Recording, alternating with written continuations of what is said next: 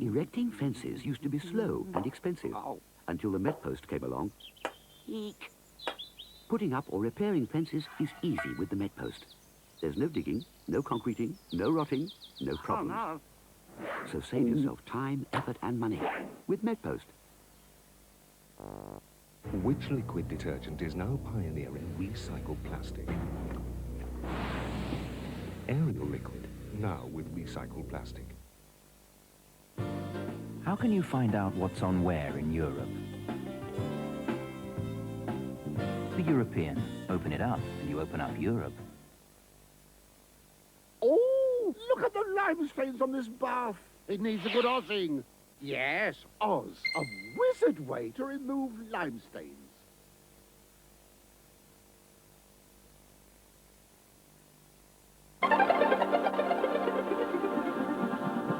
Welcome back. Now, before box office, a quick look at this morning's headlines. The head of the United Nations Disaster Relief Organization has accused the international community of not giving enough help to cyclone victims in Bangladesh. He said 2 million people desperately needed food, clean water and shelter, and called for urgent action. Immediate relief costs are reported to be at least $1.5 billion. US Defense Secretary Dick Cheney is claiming success after his tour of the Middle East. He says 6 Arab states have agreed to his post-war security plans. And American Secretary of State James Baker goes to the Middle East today as he tries to push through his plans for an Arab-Israeli peace conference. That's the latest news. Now it's over to David for the arts news. I won't say anything about the legs except look out Angela Rippon. In a moment we go to Cannes for the opening of this year's film festival, but first, this evening, the influential Manchester nightclub The Hacienda reopens for business. The Hacienda, which closed in January after experiencing a number of violent incidents, has been at the centre of the dance rock scene that brought success to Manchester bands like the Happy Mondays and the Stone Roses. The club has increased its security precautions, but says its music policy remains the same. And this Sunday, an opening of a different sort. Spencer House, the former London residence of the Spencer family, opens to the public for the first time. One of the finest examples of 18th century townhouses remaining in London, the house has taken 5 years to restore to its original splendour. The Labour Party has called on the government to take urgent action to end what it describes as a crisis in the British film industry. The party is holding a seminar next month to discuss proposals to regenerate the industry, including changes in the tax laws to encourage investment in filmmaking. According to Shadow Trade and Industry Secretary Gordon Brown, there is now universal agreement that the long-term future of the industry is in jeopardy. Well, the British film industry may be in trouble, but elsewhere business seems to be booming. It's the start of the 1991 Cannes Film Festival, the film industry's biggest jamboree. This year, for the first time, Box Office will be reporting from Cannes every morning. The festival has had a good, though soggy, start, and Brenda Imanis is there. Welcome to the 44th Cannes Film Festival. No fireworks yet, but we have the directors, we have the world's press, and we have the stars. What we don't have is the sun. But that hasn't stopped them from turning up for the big first night screening of David Mamet's Homicide. More of that in a moment.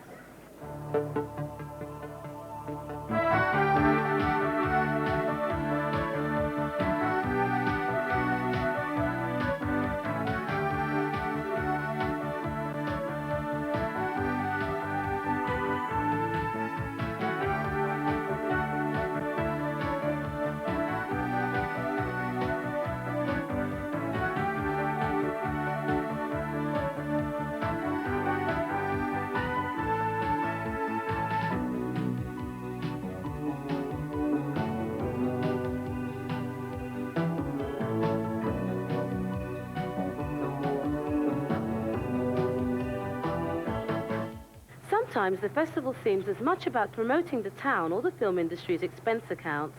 Other times, major films get launched and new talents are discovered. At the heart of the festival is the competition. Some 20 films from around the world competing for the main prize, the Palme d'Or. This year, the jury is a controversial mix. The president is a colourful Polish director, Roman Polanski. Among the jurors are British director Alan Parker and American actress Whoopi Goldberg.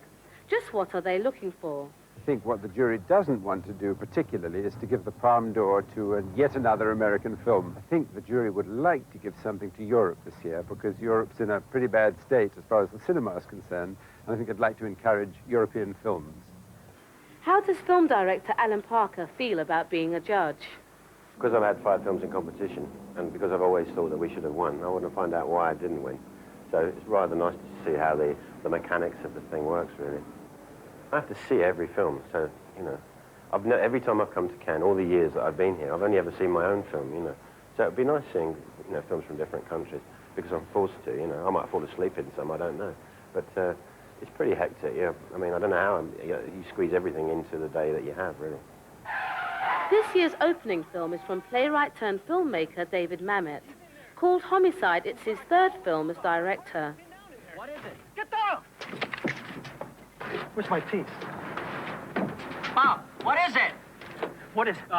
Had a shooting. How many are there? Are there in there? It's a dog. What? What's a dog? The lady was shot. We came in. Okay. How many guys are in there? Guys? What guys? Just my partner and the dog.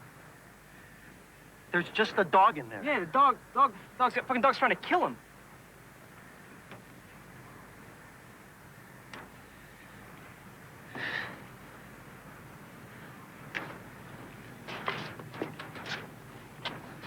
Shoot the dog, man. I think every time there's bad weather at Cannes, there's a good film that opens the festival. And every time there's good weather, there's a bad film. It's been bad weather this time, and I think it's a very good film. It's a thriller about a Chicago detective who's Jewish and finds that he's much more Jewish than he thinks when he's investigating the murder of an old Jew in Chicago. And as usual with Mamet, it's not just a thriller. It's very, very well written, very well acted, and something totally different from the normal American thriller.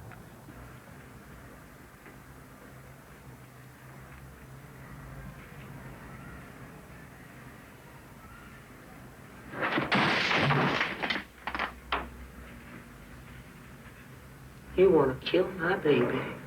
House of Cards was a brilliant debut, one of the best new American films of the 80s. Didn't do much at the box office, though, so I think he is established as a filmmaker. He's got a great command as a director. He knows how to direct actors, he knows how to write scripts, and he's got a team around him who are very good. I don't think he'll ever really want to make very commercial films. That's a problem for him. How's your head? Son of a bitch whopped you a good one. Yeah. We get to the gym. That son of a bitch, what do you mean? You're getting a bump on there. Here, put the meat on it for my lunch. Put the meat on it. You're kidding? No, that's... Draw it. Really? Hey, what don't you know? Isn't it? You are one smart Indian. Well, first night of the Cannes Film Festival. On Monday, we hope to tell you what Madonna's been up to over the weekend. Let's hope she brings the sun with her. I'd love to know what she was up to at the weekend. Brenda, along with Derek Malcolm, will be in Cannes all next week for The Guardian and Box Office. They'll not only be looking for Madonna, they'll also be searching for what's left of the British presence at Cannes. More on Monday. One final story. Actor Warren Mitchell is to launch his first new comic television character since Alf Garnett burst onto the world 25 years ago. Mitchell will star in a BBC series, So You Think You've Got Troubles, about a Jewish manager who moves from North London to Northern Ireland. Sounds more like the football world to me, so you think you've got trouble? No, I don't. Not at the moment, anyway. Thanks, David. We start with golf, and Seve Ballesteros confirmed he really is back to his best with an astonishing first round in the Spanish Open. Seve, who won for the first time in 13 months in Japan last weekend, bettered the Madrid course. Thanks very much, Shanaz. In a moment, our daily report from the Cannes Film Festival, but we start with last night's Kurd Aid concert. The concert at Wembley Arena was linked by satellite to America, Europe and Australia, with a TV audience of 50 million people. By the end of the concert, phone donations had totalled £1.5 million, though organisers were confident that £10 million would be raised by the end of the appeal on May the 25th. However, 3 of the stars performing in The Hague, Peter Gabriel, Sting and Sinead O'Connor, have argued that some of the funds raised should be sent to the victims of the Bangladesh cyclone and famine in Africa. And book news today sees the publication of yet another spy book, Cold Warrior, the story of CIA master spy hunter James Angleton. Written by BBC journalist Tom Mangold, the book's revelations have already caused a stir in the United States. But is the golden age of the spy book over? Do people still want to read about the Cold War? Will people want to read about the Cold War? I think in a historical sense, yes. And of course, the point about spying, the point about Cold Warrior, if you read it, is that it deals with the conflict of human beings. And that's always exciting. Conflict in itself is exciting.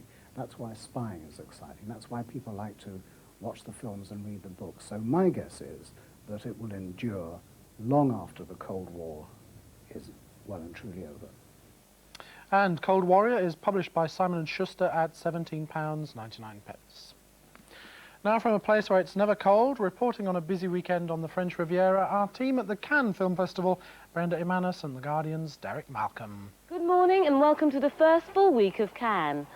Over the weekend, two things have happened. The sun has come out and Madonna has gone into hiding. She arrived here on Saturday by helicopter. We've also seen the opening of the European Pavilion, a shop window for European filmmakers, which for the first time also includes the Brits, who have had their own pavilion in the past, although it was British director Alan Parker who got to open it. The last time that I went to a pavilion was the British Pavilion, which was in a men's lavatory over here. And it's now much bigger, which is really nice, and I'm glad it is European. There's a lot that's wrong with the film industry, including my own country. There is no British filming competition, for instance. In fact, there are only 2 British films in the whole festival. The big disappointment for the British is that Peter Greenaway's film Prosperous Book, starring John Gielgud, wasn't ready in time to be entered for competition.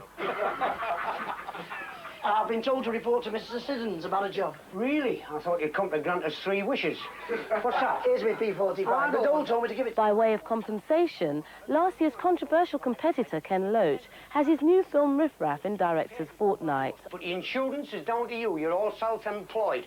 And Young Soul Rebels, which opened Critics' Week, is a first feature film by writer-director Isaac Julian and has been one of the most talked-about films so far. Spike Lee. This is the boy. Some potential good news for British filmmakers arrived in the shape of the Film Minister, Lord Hesketh, who arrived yesterday to announce a new initiative. You are all aware, I'm sure, of the Downing Street meeting that took place in June of last year. At that meeting, a commitment of £5 million was made. Today's announcement concerns an ongoing process. And what today's announcement is about is the film industry is not clearly limited to the United Kingdom. We need to have healthy foreign investment coming into the United Kingdom for production. In concrete terms, Lord Hesketh launched the UK Film Commission, a body designed to encourage foreign filmmakers to work in Britain, with £3.5 million of government money. Sidney Samuelson, the chairman of BAFTA, is in charge. But the initiative seemed to be more about the nuts and bolts of location shooting and not film production. Cannes was not impressed. You see, when you go to France to make a film, you get the French government saying, thanks for coming here, we'll help you in every way we can. Do you want some money? Do you want some facilities? Great, let's have an Anglo-French production. The same thing happens in Germany and certainly in Scandinavia. But apparently, if you come to England, you're going to meet Mr. Sidney Samuelson, and he's not going to give you any money at all. Alongside all the business, there have actually been at least 100 films screened so far. And the hot tips? Well, I don't think we've yet seen the competition winner. I wouldn't suspect so, but we've seen one rather interesting film, which was called The Assassin of the Tsar. And lo and behold, it's actually made with British money in Russia. We don't appear to be able to make any films in Britain, but we can make them in Russia, because it's probably much cheaper. We placed ourselves strategically and waited for the signal to act. Lyskov threw the first bomb.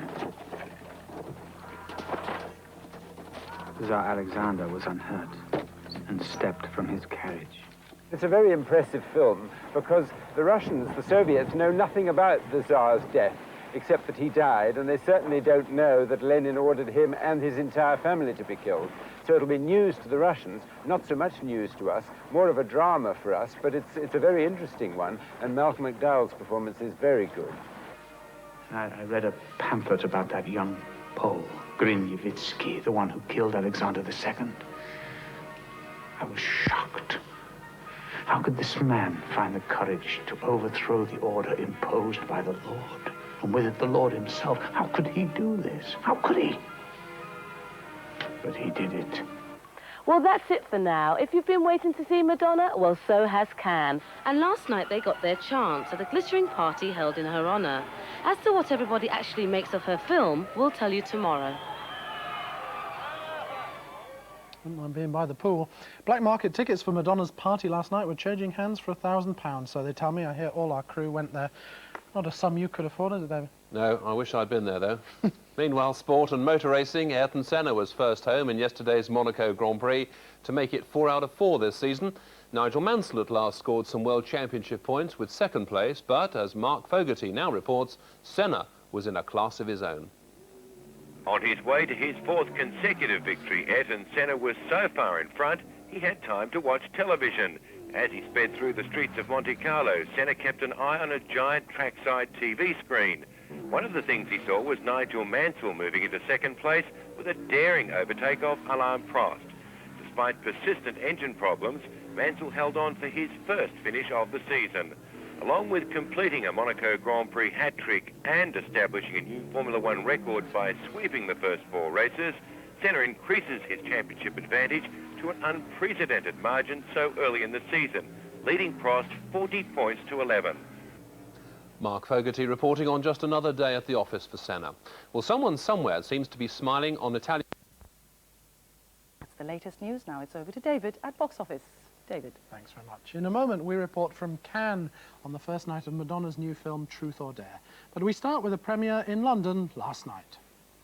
The Princess of Wales was at the charity premiere of Steve Martin's new film, LA Story, a satirical look at Los Angeles that also stars Martin's wife, Victoria Tennant. Ordinarily, I don't like to be around interesting people because it means I have to be interesting. You're saying I'm interesting? It's not a picture of how Steve and I met or how we fell in love or the obstacles that we went through, because frankly there really weren't any. What it is how it made him feel to find out that he wasn't going to be lonely for the rest of his life. Steve is the greatest comic talent in the world, and how do you direct someone who knows how to do it? It's a completely glossy, romantic, affectionate, slightly satirical version of it, and so it's not a deep and meaningful black comedy about the travails of Los Angeles life at all. I'll have a decaf espresso. Yeah, I'll have a double decaf cappuccino. Do you have any decaffeinated coffee ice cream? I'll have a half double decaffeinated half cap with a twist of lemon. Well, if one person can top Princess Di, it's the Queen of Pop, Madonna. Our team in Cannes, Brenda Imanis and The Guardian's Derek Malcolm, have this exclusive report on the first night of Madonna's new movie, Truth or Dare. It's the 5th night of the Cannes Film Festival, and the 5th night is Madonna night. Ask anyone what the big story is here, and it's Madonna. Ask any journalist who they want the gossip on, it's Madonna. Well, is it a big story or just a big hype? Last night, Cannes got the chance to decide when her movie Truth or Dare in Bed with Madonna was shown in front of an invited audience, who in turn were watched by a large, if uninvited, crowd.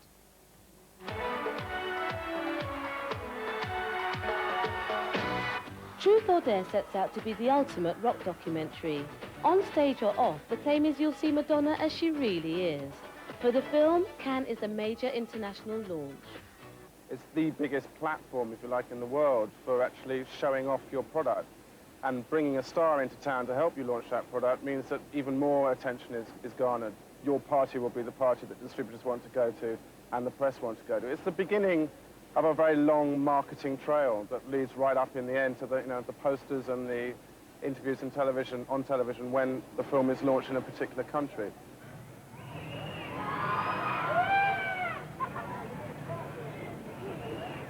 Since Madonna arrived on Saturday, she's been all but hidden from view, which has served to further excite the world's press. The only exception before the screening was for her publicity party, but even there she put in only a brief appearance.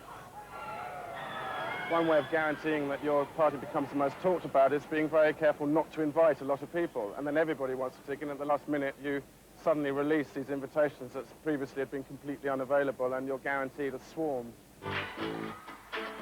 In the movie world, Madonna is certainly not the first star who wanted to be alone. Even decades ago, they always used to get Bardot and Sophie Loren, Rita Hayworth. They got the sort of the leading glamorous lady of the day. So it's always been about high art, high camp, low life.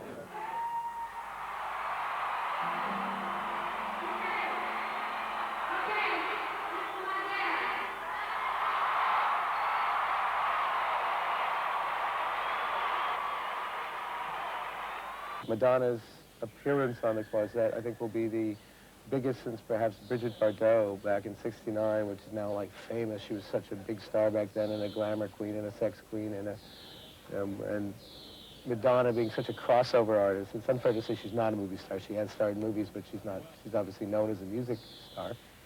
And her crossover potential and the fact that she is like a megastar in a world where stars are very common is what makes her unusual. Well, this is fun to me. I mean, all I do is hang out with everybody in the show. After a while, it gets boring. Who do you want to meet next? Who do I want to meet next? Who would really blow you away? I think I met everybody.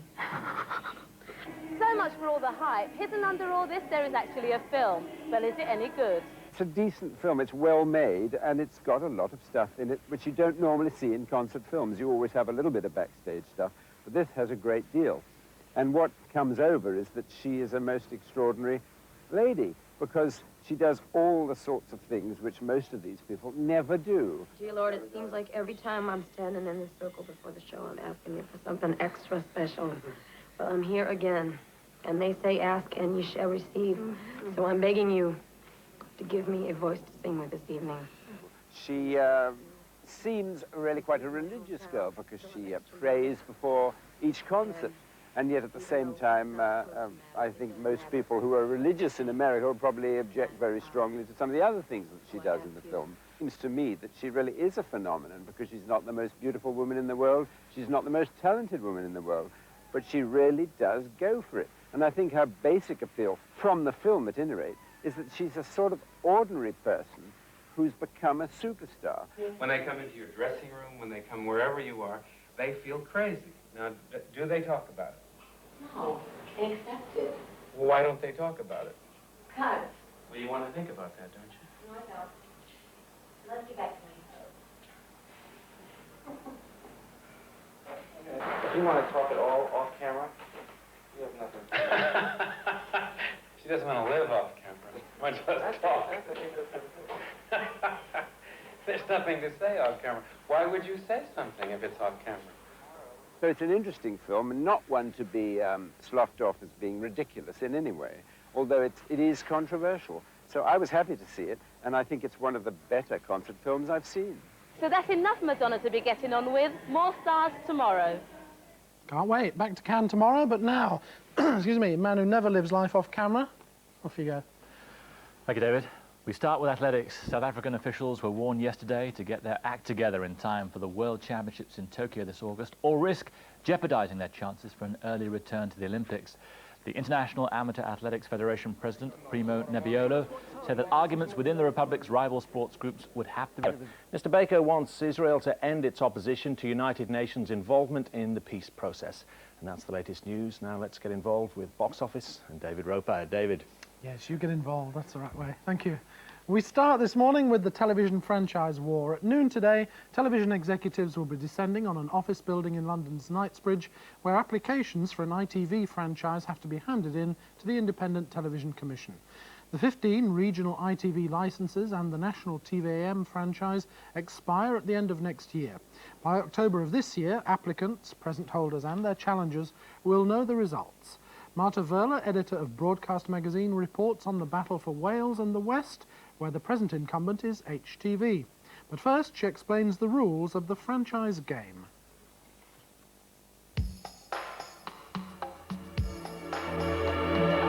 The present ITV companies began their struggle for survival with this promotional campaign last summer. It was to be the beginning of a battle with a government intent on dragging commercial television into the free market. The franchises were to be auctioned off to the highest bidder, but later amendments to the broadcasting bill meant that applicants had to come up with quality as well as cash.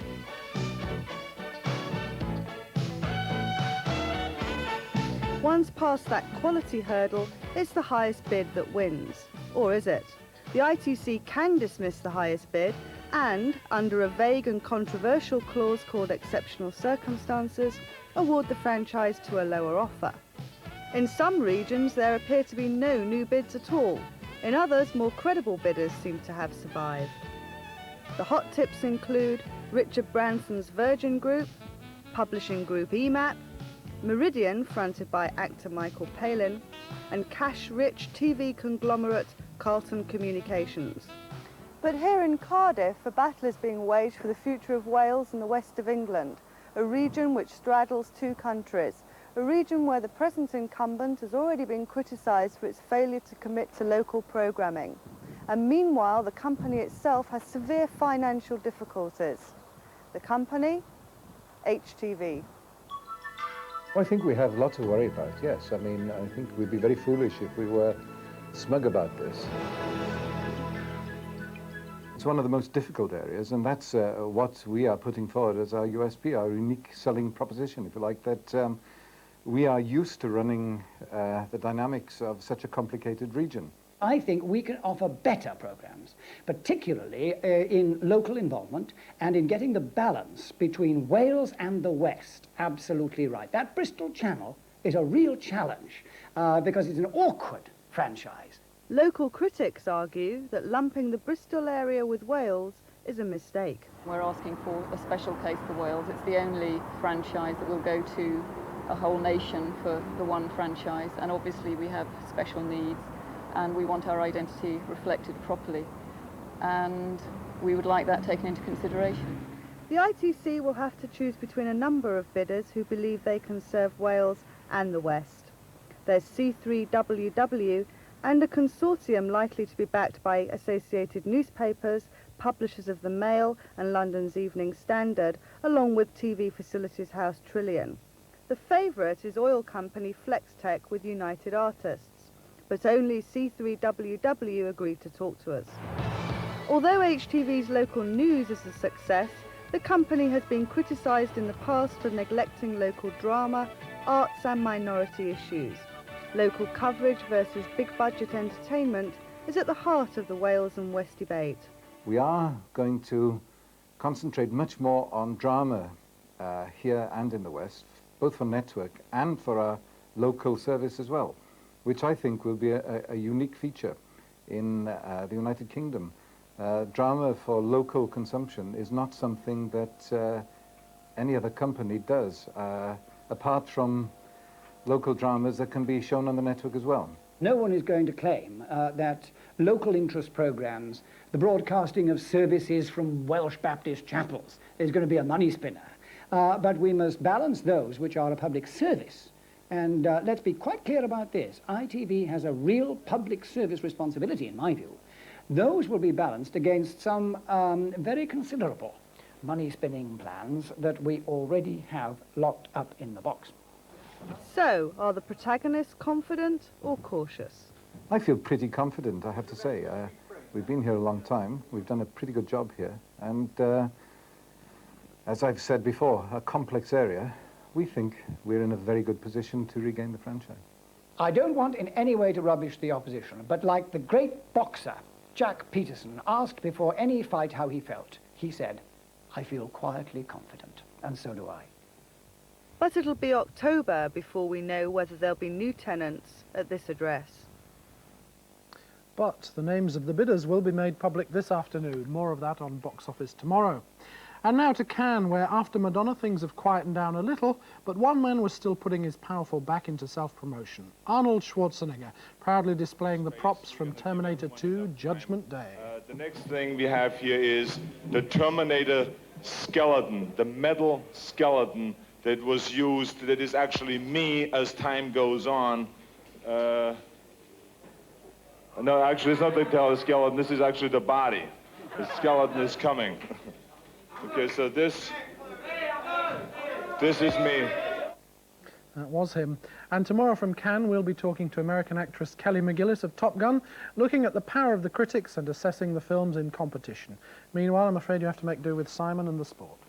There's not much like Arnold Schwarzenegger, is it? Good morning. We begin with tennis, and there were some upsets yesterday at the Italian Open in Rome. Boris Becker had already withdrawn with back trouble by the time Andre Agassi came on court. Number 2 seed Agassi probably wished he hadn't bothered. He lost 6-3, 7-6 to Eric Yalin of Germany, ranked 60 places below him. 4 seed up of a base in Chittagong. And that's the latest news now. Prepare yourselves for Box Office with Joanna. Thanks, Dermot. In a moment, we go to Cannes to look at Dennis Hopper's new movie, Paris Trout. But first, the television franchise war finally got underway yesterday as secret bids poured into the Independent Television Commission in London. The 15 regional ITV licences and the national Channel 3 breakfast television slot are up for grabs and have attracted a total of 40 bidders. Only 3 of the existing licence holders, Central, Scottish and Border, immediately emerged triumphant with no bids at all against them. The winners of the 10-year contracts will be announced in October and will go on screen in 1993. And copies of the proposals contained in each of the 40 bids will be available at the ITC's headquarters in London from today and 275 main libraries by May the 24th. And the programme for this year's Edinburgh Festival was announced yesterday by outgoing director Frank Dunlop. The emphasis is on Eastern Europe, with the Kirov and the Bolshoi opera companies appearing in the same city for the first time ever outside Russia. Leningrad's Kirov Opera will perform 2 works, while Moscow's Bolshoi Opera will perform Tchaikovsky's Eugene Onegin and Rimsky-Korsakov's Christmas Eve. On the home front, Bill Bryden, the director of The Ship for Glasgow's Year of Culture last year, will lead the same company in a special production of J.M. Barrie's Peter Pan. And now we're off to Cannes, where our team, Brenda Manis and Derek Malcolm, talk to Kelly McGillis and check out the new Dennis Hopper movie. Good morning from the Cannes Film Festival. Here at Cannes, there are not only films in competition, but movies in the marketplace searching for distribution, and movies that are still nothing more than ideas waiting to happen. But whatever stage your films are at, Cannes is the place to bring them. Kelly McGillis is here promoting her forthcoming film, Grand Dial, in which she not only stars, but makes her debut as producer. I was fortunate enough to find somebody who was willing to take a chance on a piece of material that wasn't necessarily mainstream, which were the people at TNT. And I found a great scriptwriter, and I found a great director and a great line producer, and I'm really excited about the piece, actually. A lot of women put a lot of energy and effort into this movie, as men as well, but it really is a piece that I think says something to people today. Must have been a nightmare being on both sides of the camera. What was the most hairy bit about it for you? Well, ultimately, when the cameras start to roll, obviously, I had to give over my trust to Carolyn and Mary, and I had to act. I had to be an actress first, but a good advantage to that is that being in almost every shot, I could kind of dictate what was going on. For films like Grand Dial, Cannes can be the first port of call to get them to the point where the critics can give their verdicts. Well, some people think the critics are not at all important, but I think they do have an influence, especially on the jury, because you see certain critics get their stars every day in Screen International and in Moving Pictures, the 2 magazines that come out daily. And I think the jurors have a squint at what the critics think before they make their own minds up. It doesn't mean to say they're going to follow them, but when a film like Jacques Rivette gets 4 stars from everybody who's seen it, that must concentrate their minds and think, well, this must be a pretty good film. It is well known that the Oscars can add several noughts to the box office takings of the winners. But does success at Cannes give the same benefits? No, I don't think you make an enormous amount of money necessarily. But if you're a young director and a new talent, it's incredibly important for your career. And it does help people to buy the film. The price of your film goes up instantly. It doesn't mean to say the box office is going to be good. Sometimes the public totally disagrees with the opinion of all of us here. So it doesn't make anything like the same difference as the Oscar does. Very important, though, for a career, for a reputation. That boy owed me money. You ought to have explained that better. Someone whose box office fortunes have gone up and down, but whose festival reputation has endured since Easy Rider won the Palme d'Or in 1969, is Dennis Hopper. Paris Trout, in which he plays the menacing lead, is one of the biggest hits of the festival. Almost everybody likes this film, and a lot of people think it should have been in the competition itself. Dennis Hopper plays a racist loan shark in the South of the 60s who lends money to a black. When he doesn't get that money back, he goes to the black's house and shoots his wife and daughter, and actually thinks that he can get away with it, that the white jury will never convict him. I was out there to collect on a damn car. Somebody got shot. They did it themselves. Ms. Mary says in that case shot herself 3 times in the back. Same as if she jumped in front of a train. You don't blame the engineer. There's a set of natural rules that was here before any of us. Well, I have a rule for you, Mr. Trout. state of Georgia wrote it down in the penal code. It says you cannot enter another person's house and shoot them dead. The rule is an eye for an eye. They ain't the same kind of eyes. I play a very ill man who is a product of his society, which was very sick at the time, and was also a very sick, paranoid, schizophrenic on top of that. So it's a wonderful acting role. The murder statutes of this state don't differentiate between races. Those ain't the real rules, and you know it. I'm not sure it's the best film I've ever been in. I can't really judge that right now, but I know that I feel I can't recognize myself on the screen. If a man stole from me tomorrow, stole anything, I'd do the same thing again. It's a film that's very crisply directed, very well acted, and has a wonderful atmosphere to it. It's not a masterpiece, but it is really one of the best films we've seen here. That's it for now. Tomorrow we look at the black films here in Cannes, one of the most important stories of the festival and one that reflects a new trend in cinema. Little Mermaid there. And a final bit of film news. British actor Gary Oldman has been cast as Lee Harvey Oswald, the man who shot President Kennedy, in Oliver Stone's new movie JFK. That's all from me. Now here's Simon with the sport. Thanks, Joanna. Good morning. We start with football and a double victory for Manchester United and English football in Europe last night. United beat Barcelona 2-1 to win the Cup Winners' Cup in Rotterdam. United, the first English club in a European final since the Heysel disaster 6 years ago, and thankfully... And Britain's demanding the release of an engineer facing the death penalty for spying in Iraq. And that's the latest news. Now over to Joanna for the arts news. Joanna. Oh, thank you. In a moment, our daily report from Cannes, but first, Robert Anderson is to become the new director of the British Museum. Mr. Anderson is currently director of the National Museums of Scotland. And there was concern earlier this week that the trustees would choose a director committed to turning museums into fee-charging entertainment palaces. So will Robert Anderson follow the trend? He wouldn't want to be seen as somebody who is a museological acrobat. He will bring down a reputation as being rather low-key and as being something of a grey man, which also is unfair. He's a scholar and will stand the corner for scholarship at the British Museum against perhaps trends, and also for free admission to the museum, which I know the trustees of the British Museum are very anxious to maintain. Now, in contrast, we go to the south of France, where one of the most talked about features of the Cannes Film Festival has been the extraordinary success of black filmmakers.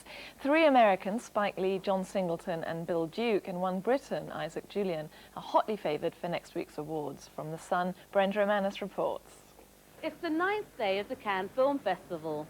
4 years ago, writer-director Spike Lee brought his debut film, She's Got to Have It, here to the festival. This year, his competition entry, Jungle Fever, focuses on interracial relationships and the drug problem in black America. All right, you got to promise me that you're not going to tell anybody. My lips are sealed. Come on, what happened? I cheated on Drew for the first time. You did that? When did this happen? The other day. Yeah? Thought you were gonna drop a bomb. Well, she's white. White? Man, you're crazy. She's Italian. H-bomb. The one response we want from our films is we want people to start talking about the stuff we're in the stuff we deal with in the film. I don't think that it's fair to expect to ask any artist in their songs, in their plays, in their novels, or in their art, or in their films, tell us how to solve the evils of the world. For me, artists are there to hold up a mirror to reflect what is happening, and that's all we try to do with my films. Since Spike Lee has proved that films dealing with black issues can be successful at the box office, Hollywood has backed black filmmakers, even to the extent of handing $6 million over to 23-year-old Boys in the Hood director John Singleton, whose only previous work was at film school. Boys in the Hood, starring rapper Ice Cube, takes a tough look at life in gang-ridden L.A. Burglary here? Yeah, that was about an hour ago. Whoa. We didn't ask you that. I make my films for a black audience first and foremost. But, you know, I do that because I have to speak in my own language. If that works out, then the film becomes universal. You know, it's too bad you didn't get him. He one less nigger out here in the streets we have to worry about.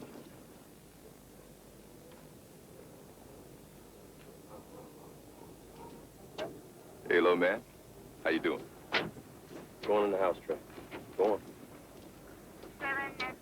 Decent words to me in 5 years, and now just because you need That's right, I need you to help me find my woman, Sherman. Yeah. I need your help. Help yourself, man. Here. Actor-turned-director Bill Duke makes his movie directing debut with A Rage in Harlem, adapted from a Chester Himes novel. Sherman, you're my brother. We're blood. No! Chester Himes, although he's dealing with a world of black people, his characters transcend their color. You cannot, in my opinion, read that story about Jackson in the novel and not have compassion for him because of his purity and his innocence. So do the 4 films directed by black filmmakers here at Cannes reflect the commitment of the major studios to black cinema? I think there's a genuine commitment to making a profit right now, you know, and that's the American film industry is based on making a profit. You know, it's not just about art, you know, no one can say that. And as long as black films continue to make a profit, they're going to continue to be made. Hopefully there'll be a time when black filmmakers will not be seen in terms of box office receipts, but that as white filmmakers whose films fail year after year, you know, and who almost ruin studios, continue to get films because it is felt that they are important contributors to the culture of our country, to the overall film community in terms of their aesthetics, in terms of being important filmmakers. In Britain, the black experience has never reached a wide audience. Here at Cannes, the British entry in Critics' Week, Young Soul Rebels, has received the kind of attention that looks set to change that. What have you been up to these days, Kaz? You heard something about some poncy little radio station for all you little soul boys. Secret listener, Big Z. Most British films which had black characters in the main role have usually been Americans. But I think what we're trying to do now in our films is to actually put black British actors as leads, and that seems to be very important.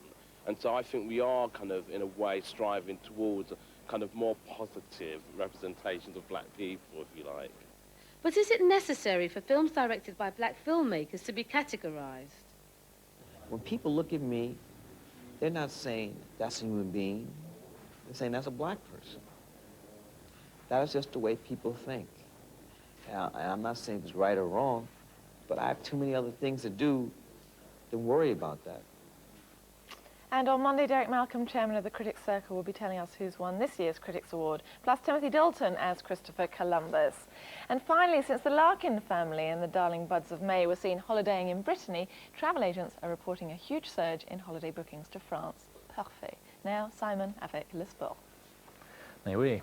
We start with rugby, and with the World Cup less than 6 months away, the England Grand Slam captain Will Carling has turned down a huge offer to change codes and join Leeds in the Rugby League. The Yorkshire club were prepared. Thanks, Dermot. In a moment, we go to Cannes, as Dermot says, with Brigitte Nielsen. But first, theatre news. Playwright Alan Ayckbourn is to become Oxford University's new Professor of Contemporary Theatre.